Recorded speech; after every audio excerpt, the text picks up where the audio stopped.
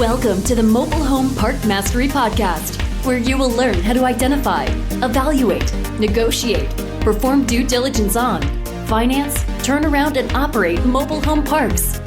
And now, here is your host, the fifth largest mobile home park owner in the United States, Frank Rolfe. There's a real dichotomy in the American housing market today. A lot of apartments have cyclically hit their peak, yet a lot of mobile home parks still have a lot of room to go as far as attaining their highest level of income and valuations. This is Frank Rolfe, the Mobile Home Park Mastery Podcast. Wanted to focus on what happens for those many folks out there who are apartment owners looking at transitioning into mobile home parks. What are the key differences between both asset classes? There are probably more people who have gone from apartments to mobile home parks than from any other group. So here is a key list of differences you have between owning an apartment complex and owning a mobile home park. The first is, in apartments, your customers are always renters. Why? Because in an apartment, you only rent the housing unit. They don't own the walls, they don't own the floors, they don't own the carpet, they just simply pay rent for the whole thing.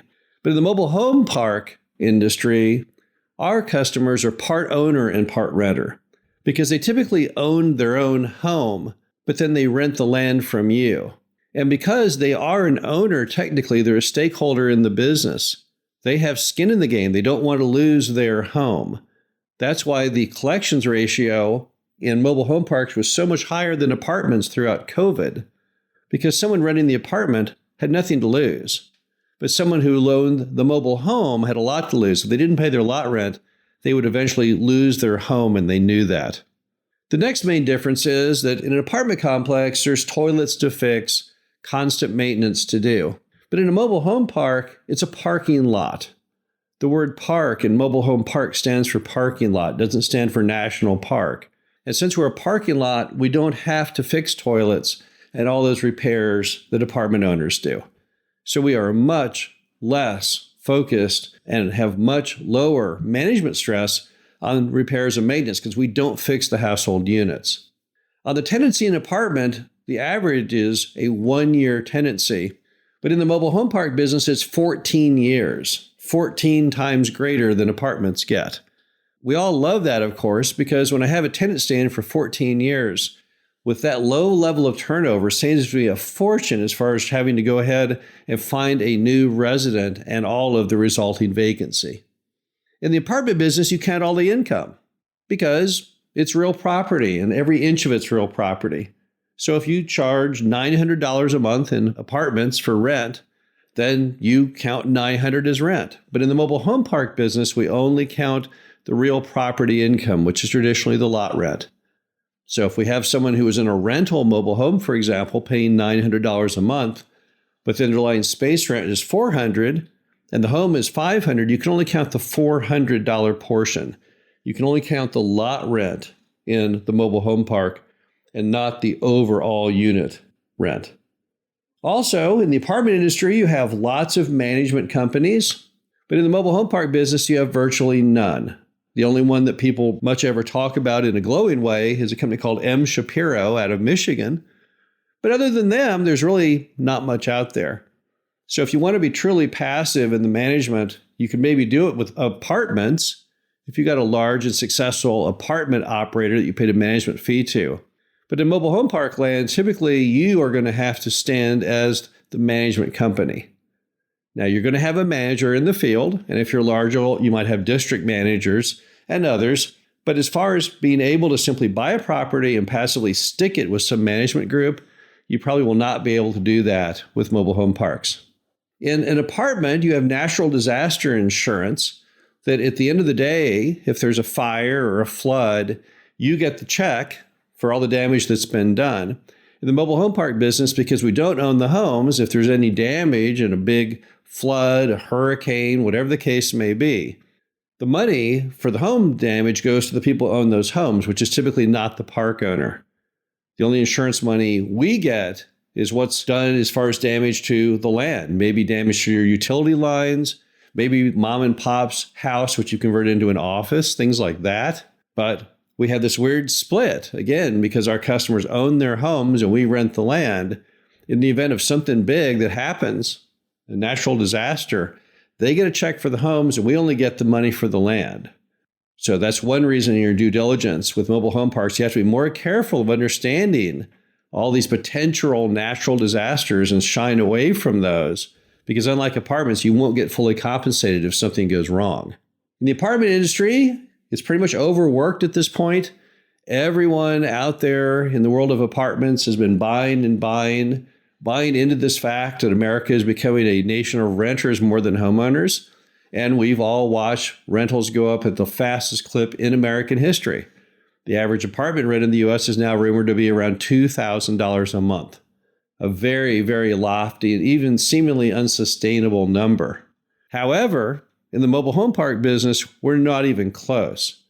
Of the 44,000 mobile home parks in the U.S., if you take the top 100 owners and add all of their holdings together, it's not even 4,000 of the 44,000 parks. So we're an industry that's still 90% non-consolidated, still in the hands of those moms and pops, still up for grabs. And on cap rates, you already know the answer to this. The cap rates on apartments are abysmally lower than mobile home parks. Now, there may be reason for that, because people might say, well, that's because mobile home parks are innately more risky than apartments because it's younger and no one really fully still understands it as the industry matures. However, I would point out that mobile home parks performed magnificently throughout COVID. So perhaps we're the safer form of housing. We're the dollar store of housing. Right now, as the nation goes down the tubes economically, we are the most affordable option to millions and millions of Americans who need that low-cost place to live. So as a result, it would appear that perhaps that higher cap rate for mobile home parks has really been misplaced. Maybe, in fact, from what we've learned from COVID, the apartments should have a higher cap rate if the cap rate is simply based on risk. Also remember that just like apartments, mobile home parks share in all the same great financing options.